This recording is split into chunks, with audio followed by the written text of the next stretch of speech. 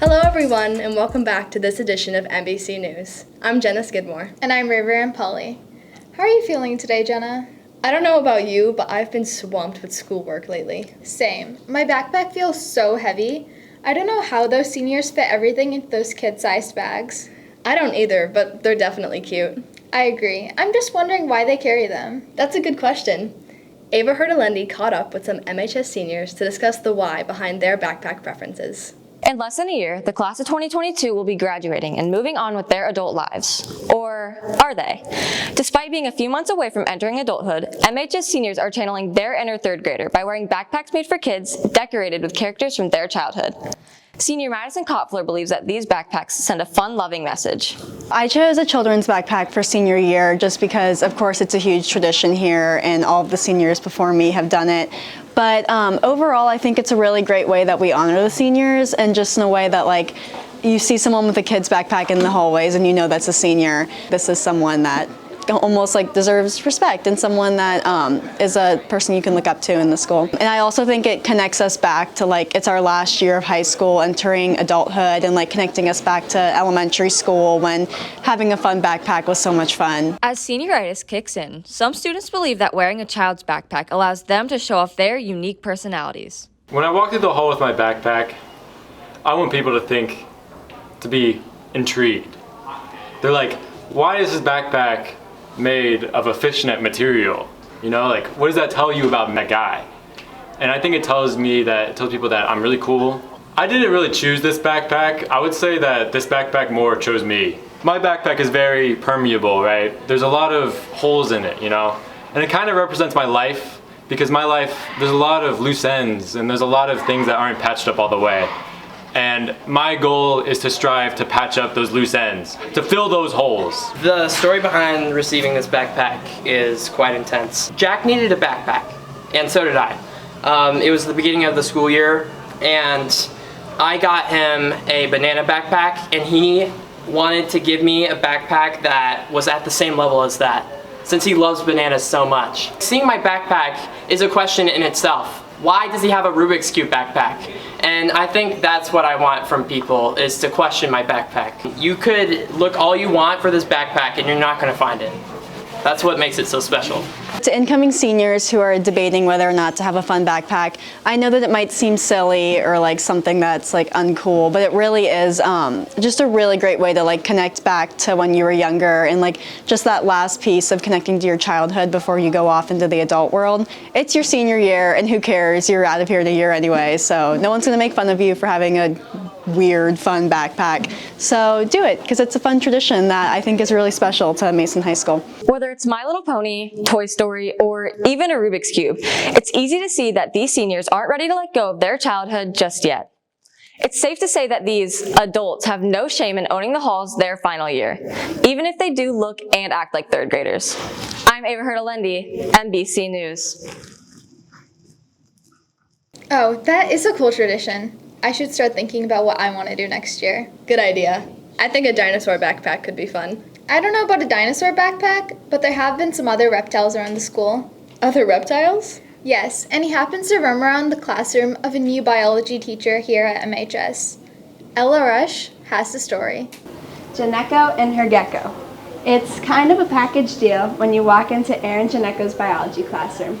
Janeko, who is new to the teaching scene here at MHS, brought along her own scaly friend to join the class, a friendly gecko named Galileo. I actually got Galileo as a present from my mom my first year teaching. She thought he would be kind of a great gift or a great tool to have in the science classroom, that my students would enjoy him. I think it makes all students more excited to be here and just makes the classroom environment a little more comfortable. And I think students who maybe didn't particularly enjoy parts of science, I think it gives them something to look forward to every day and a part of science that they're able to actually experience. It also makes it easier, I think, students who are shy or they don't know who I am, or like obviously I'm new to the building, so a lot of people don't know me, so it kind of serves as a talking point when people come into my room. They get excited to kind of learn more about him. Janeko believes Galileo is a positive influence in her classroom. So everyone's just so much happier, and everyone definitely fights to get to Galileo and see who can get him at like for the day, like what table and everything like that. And he just brings like a calming aspect to the class, and he definitely just lightens everyone's mood. If someone's stressed about a test or anything, he definitely helps that out. One of my favorite aspects about Miss Janeko is the trust that she definitely has in us, because she gives us a living thing to take care of around class that allows us also to put our trust into her, and it's just like a two-way street with that, and it really shows that she actually cares and she actually like has faith in her students. When new teachers come to MHS, they can sometimes be a little intimidated by the size of the school and the fact that they don't know many people. But with the help of Galileo, Miss Janeko is quickly finding a home here at MHS, and her students are really enjoying getting to know their new biology teacher and her friend. I'm Ella Rush, MBC News. Galileo really seems to bring some peace to these kids. For sure. I could use some peace and quiet right now. At least Thanksgiving break is next week. Are you celebrating with family? I am. Although you know who I'd love to spend it with? Who? Timothy Chalamet. I don't think you're the only one who wouldn't mind a celebrity appearance at their Thanksgiving dinner table. It sounds like Isabel Paley got some similar requests from the students of MHS. Oh yeah? Let's check it out.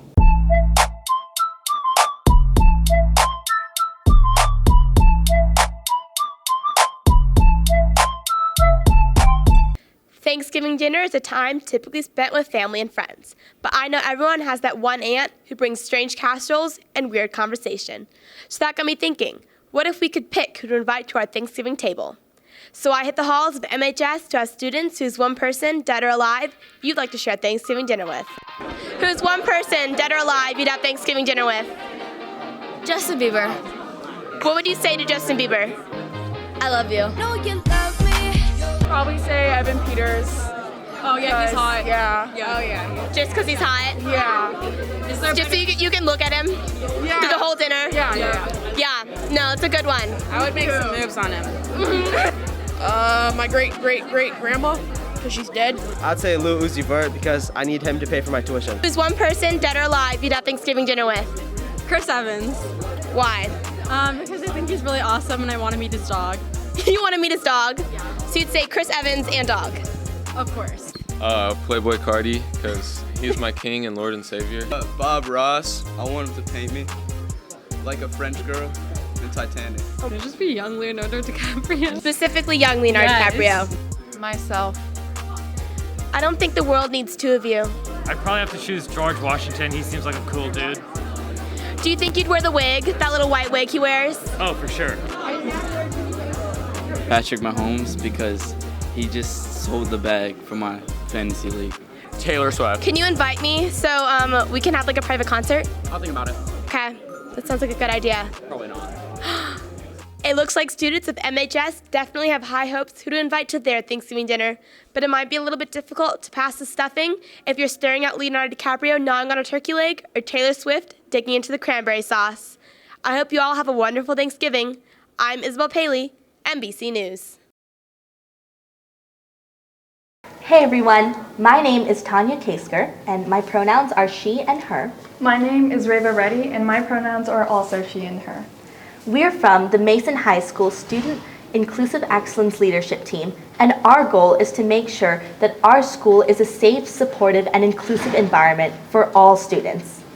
Working together to challenge bias and to respond is a crucial step to creating the safe learning community that every comment deserves. If you or someone you know has experienced an act of bias, then please report it on the Safe Schools tip line, which can be found at the bottom of the Mason City Schools website.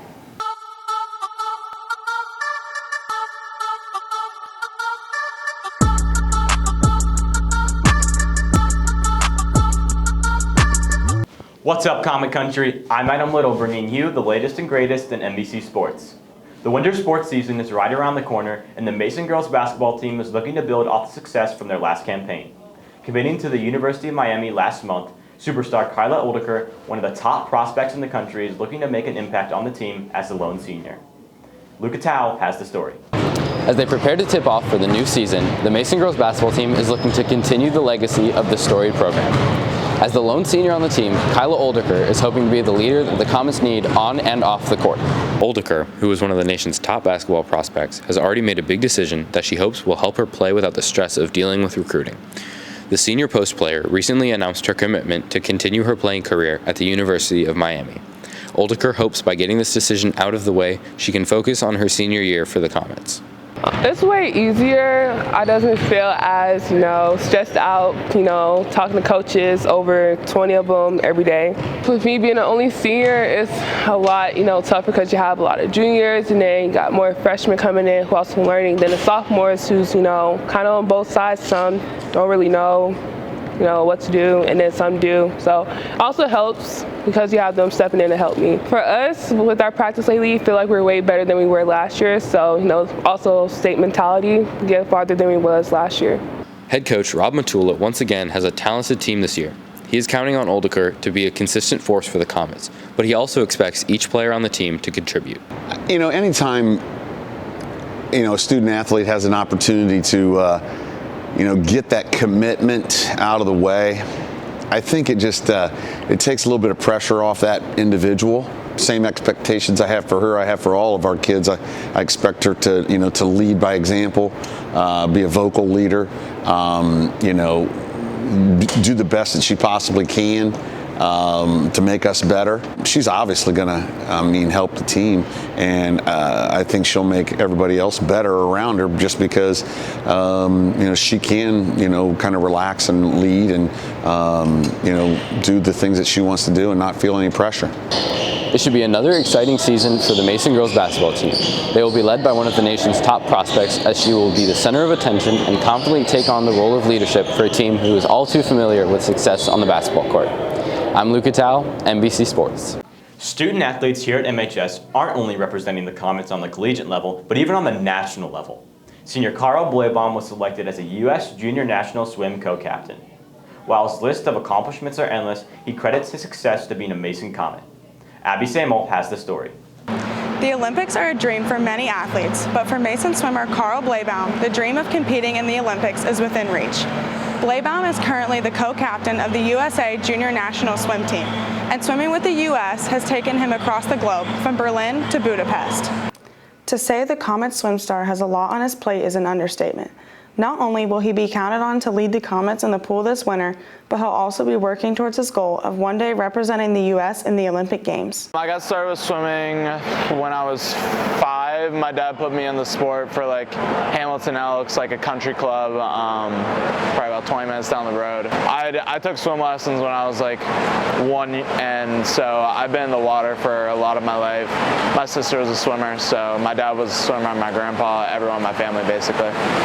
Definitely my biggest opportunity was recently when I was in Europe representing the United States at the FINA Swimming World Cup. It was really cool for me to be able to get to swim with people like Olympian Tom Shields, Chad Leclos from South Africa. I got to meet Lydia Jacoby, Olympic gold medalist in the 100 breaststroke, and just being able to race some of the best swimmers in the world. While he has competed all over the world, Blebaum knows he will be counted on to compete at a high level for the Comets this season, a role he relishes due to the many lessons he's learned from his coaches and mentors at Mason. Mason Swimming showed me how to swim as a team, at high school state meet or districts or the classic meet in January. Really just swimming as a team and not just individually. Making the USA National Junior Team was definitely one of my biggest milestones. I also have gotten a national record on a relay and multiple state records, state championships, so definitely some really good stuff there. I think I'm most proud of character-wise probably my resilience to stay engaged in the sport, adapt to difficult situations, learn how to manage my time, and just stay true to myself, stay focused, stay positive, and just do my best. With one more high school season ahead, Blebaum is bound to add more honors to his already impressive resume. His name and honors decorate the walls of the Mason Natatorium, and someday next to his name may also appear the title of Olympian. In the meantime, Blebaum is committed to adding to his legacy as a member of the Mason Comet swim team. I'm Abby Samuel, NBC Sports.